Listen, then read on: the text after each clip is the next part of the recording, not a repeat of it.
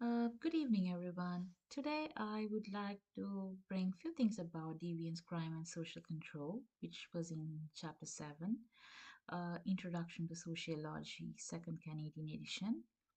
Chapter 7 goes into the fascinating and complex issues of deviance, crime, and social control. This chapter investigates the different methods in which culture define and respond to deviant behaviors, as well as the system in place to maintain social order.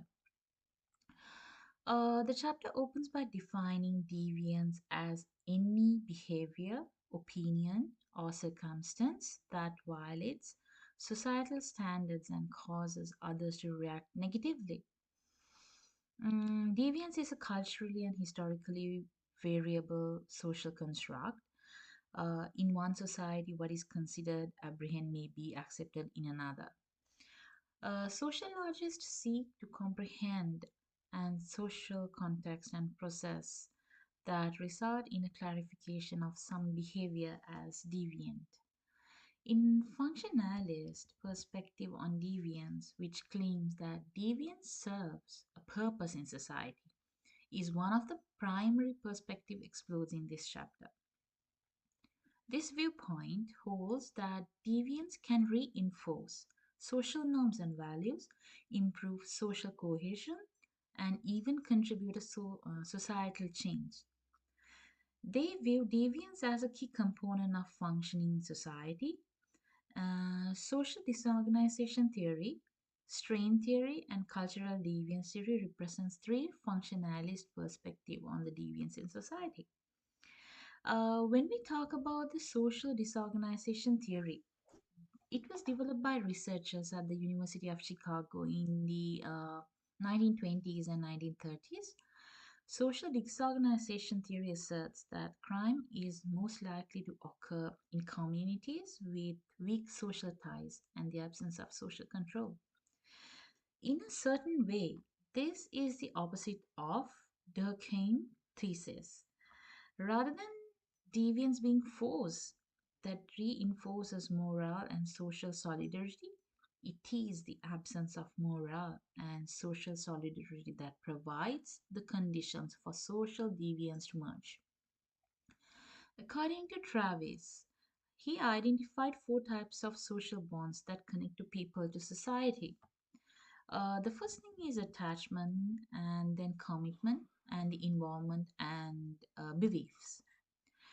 The second thing, which is strain theory. So, when we talk about strain theory, this was actually sociologist Robert Merton, who was there in 1910 to 2003, agreed that deviance is, in a sense, a normal behavior in a functioning society. But he expanded on Durkheim's idea by developing strain theory, which notes that access to socially acceptable goals plays a part in determining whether a person conforms or deviates. The conflict perspective on deviance, which focuses on how power relations and social inequalities influence the labeling of a person as a deviant, is another prominent paradigm investigated. According to this viewpoint, persons in authority frequently use their influence to criminalize specific behaviors that threaten their interest or disrupt the status quo.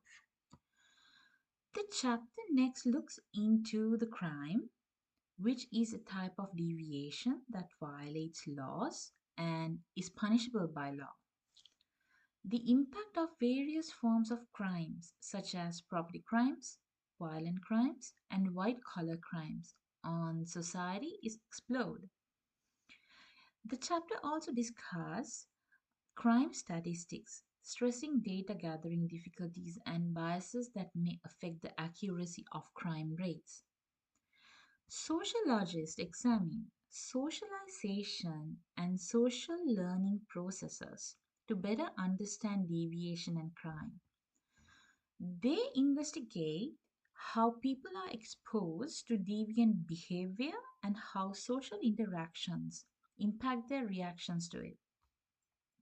The chapter delves into ideas like differential association theory and the impact of peer groups and family in creating a person's proclivity for deviation. In addition, the chapter discusses social control, which refers to the method that strategies that societies use to regulate and manage deviant behavior. Institutions such as police and criminal justice system exercise formal social control, whereas informal social control is based on social norms, peer pressure, and public humiliation. In dealing with deviance and criminality, the chapter also explores the concept of rehabilitation and punishment. Sociologists investigate several approaches to crime prevention, emphasizing the significance of tackling cofactors such as poverty and lack of opportunity rather than depending primarily on punitive measures. Furthermore, the chapter investigates how societal responses to deviance and criminality might result in stigmatization and the formation of deviant identities. It emphasizes the need of not viewing persons who have engaged in aberrant behavior in one dimensional manner, as well as appreciating the multiple circumstances that contribute to such conduct. Finally, chapter 7 delves further into deviance, crime, and social control, offering insight on how these categories are socially created and vary among countries.